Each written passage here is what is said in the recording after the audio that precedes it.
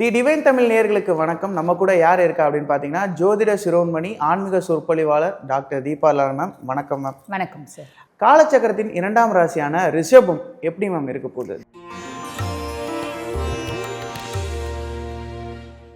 National Arokya expo and நம்ம சென்னையில் மணப்பாக்கத்தில் உள்ள Heartfulness Institute, Babuji Memorial Ashtamil. January 9 to 12. Click the link below and register. ரிஷபம் பாருங்க ரொம்ப எக்ஸ்ட்ராடினரியா இருக்கு. இது ஜான்வரி அப்படின்னு மட்டும் சொல்றதுக்கு இல்லைங்க, ஓவரால் 2026 எக்ஸ்ட்ராடினரியா இருக்குன்னு சொல்லலாம். ஆனா ஜான்வரி மாசம் கொஞ்சம் காஷியஸா இருக்கணும் அப்படின்றது ஞாபகம் வச்சுக்கணும். காரணம் என்ன அப்படின்னா, அவங்க எதுல காஷியஸா இருக்கணும் அப்படின்னு சொல்லலாம். 8ஆம் பாவம், இந்த இவங்களுக்கு பாருங்க தனுசு வீடு 8ஆம் பாவம். 8ஆம் பாவம் அப்படின்றது அஷ்டமஸ்தானம் அப்படின்னு சொல்லுவாங்க. அஷ்டமஸ்தானத்துல 4 கிரகங்கள் சேர்றாங்க. முக்கியமா பாருங்க, ஃபர்ஸ்ட் விஷயம் சுக்கிரனும் செவ்வாயும் இணைவு அப்படின்றது. ரிஷபராசி பெண்களா இருக்காங்க அப்படின்னா ஆண்களால் ட்ராப் ஆகிறதுக்கு வாய்ப்பு உண்டு. ரிஷபம் எப்பயுமே ஏமாந்து போகும். ரிஷபத்துக்கு பாருங்க, ஏமாறுறது அப்படின்றது அல்வா சாப்பிட்ற மாதிரி. இவங்களா வழியே போய் தலையை கொடுத்து ஏதோ சொல்லுவாங்களே, ஆடு கசாப் கடைக்காரனை தான் நம்பும் அப்படின்னு. அந்த மாதிரி ரிஷபம் யார் ஏமாத்துறவங்களோ கரெக்டாக உங்களை நம்புவாங்க. ஏன்னா ரிஷபம் பாருங்க எப்பயுமே எக்ஸ்பெக்ட் பண்ணுறது என்ன அப்படின்னா, ஒரு அன்கண்டிஷனல் லவ். அந்த அன்கண்டிஷனல் லவ் கிடைக்காது அப்படின்னு நிறைய ரிஷபத்துக்கு தெரியாது. 50 வயசுல லவ் பண்றவங்களை நீங்க பாப்பீங்களா? ரிஷபம் லவ் பண்ணும். 60 வயசுல கூட ரிஷபத்துக்கு லவ் வரும். 40 வயசுல லவ் வரும். 16 வயசுல சொல்லவே வேண்டாம் இல்லைங்களா? ஏன் அப்படின்னாங்க, அவங்களுக்கு எப்பயுமே சாயறதுக்கு ஒரு தோல் அப்படின்றது தேவை. ரியல் லவ்வை எதிர்பார்ப்பாங்க, அது கிடைக்காது. பட் இருந்தாலும் வாழ்க்கையை ரொம்ப சீக்கிரம் புரிஞ்சுக்கினாங்க அப்படின்னா சாதிக்கிறதுக்கு அப்படின்றது தான் அவங்களோட வாழ்க்கை. சில ராசிகள் இருக்குங்க, சபிக்கப்பட்ட ராசிகள் அப்படிம்பாங்க பொதுவாக இந்த காதல் வாழ்க்கையில. அதில் ரிஷபமும் ஒன்று அப்படின்னு சொல்லலாம். இந்த சுக்கிரனும் செவ்வாயும் இணைவு அப்படின்றது பாருங்க, ஆப்போசிட் செக்ஸ் பார்ட்னர்ஸ்னால இவங்க ஏமாறுறதுக்கு வாய்ப்பு உண்டு. ஓகேங்களா? ஆல்ரெடி நாங்கள் பாருங்க லவ்ல இருக்கோம் அப்படின்னா வெளியே வர்றதுக்கு வாய்ப்பு உண்டு. இவங்க மிஸ்யூஸ் ஆகிறதுக்கு வாய்ப்பு உண்டு அப்படின்னு சொல்லலாம். அதே மாதிரி இவங்களுக்கு பாருங்க, எப்பயுமே ஆளுமை அப்படின்றது உண்டு. ஒரு கோணி பையிலே ட்ரெஸ் தச்சு போட்டால் கூட ரிஷபம் அட்ராக்டிவாக இருப்பாங்க. அது ஆண்களாக இருந்தாலும் சரி, பெண்களாக இருந்தாலும் சரி, இன்பில்ட்டாகவே அந்த அட்ராக்டிவ்னஸ் அப்படின்றது உண்டு. பியாண்ட் தட் இவங்க எப்பயுமே புத்தி சொல்கிற பேச்சு கேட்க மாட்டாங்க, மனசு சொல்கிற பேச்சே தான் கேட்பாங்க.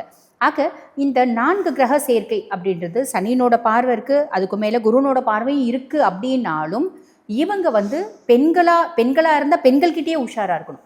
பெண்களாக இருந்தால் ஆண்கள் கிட்ட ரொம்ப உஷாராக இருக்கணும். சம்பந்தமே இல்லாமல் வாமா வெளியே போகலாம் அப்படின்னு கூட்டின்னு போயிட்டு இவங்கள மாட்டி விட்டுறதுக்கு வாய்ப்பு உண்டு. அந்த மாதிரி ட்ராப் ஆகிறதுக்கு வாய்ப்பு உண்டு. அதே மாதிரி ஹெல்த்தில் கவனம் அப்படின்றது வேணும். பொதுவாக பாருங்கள், இவங்களோட ரகசியங்கள் வெளியே வரத்துக்கான சான்சஸ் இருக்குது.